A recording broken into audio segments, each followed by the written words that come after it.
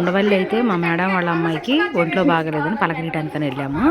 సరే ఎలాగో వెళ్ళాం కదా, ఏంటో ఉండవల్లి గుహలు అని తెగ చూపిస్తారు. అవేంటో బాగుంటాయో అసలు ఏంటో ఎలా ఉంటుందో చూద్దామని చెప్పి కొంతమంది అంటే ఓ 15 మంది దాకా వెళ్ళాములేండి.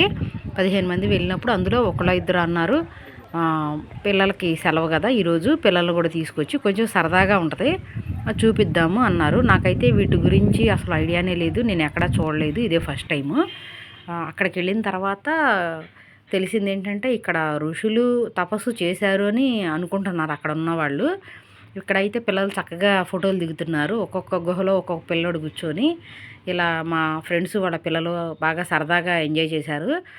ఎందుకంటే పిల్లల్ని సెలవులప్పుడు అలా అలా బయటికి తీసుకెళ్తే వాళ్ళు కూడా కొంచెం హ్యాపీగా ఫీల్ అవుతారన్న ఉద్దేశంగా మా ఫ్రెండ్స్ వాళ్ళ పిల్లల్ని తీసుకొని వచ్చారు.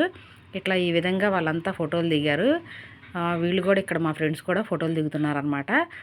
ఇది చరిత్ర ఏంటో మాకైతే సరిగ్గా తెలియదు, మీకు తెలిస్తే ఎవరైనా కామెంట్ పెట్టండి. అదేవిధంగా నా ఈ వీడియో నచ్చినట్టయితే లైక్ చేయండి, షేర్ చేయండి, సబ్స్క్రైబ్ కూడా చేసుకోండి. ఇది మా ఫ్రెండ్స్ అనమాట వీళ్ళంతాను.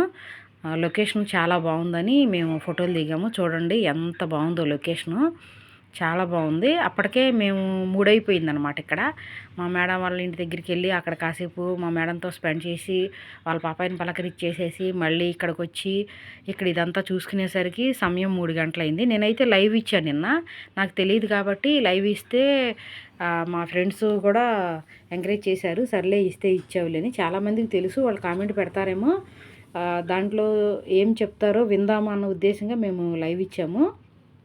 అప్పుడైతే ఎవరు కామెంట్ పెట్టలేదు. అలా చూడపోతే ఆ చేత్తో లైక్ చేయొచ్చు కదా, టచ్ చేయండి, ఒక లైక్ టచ్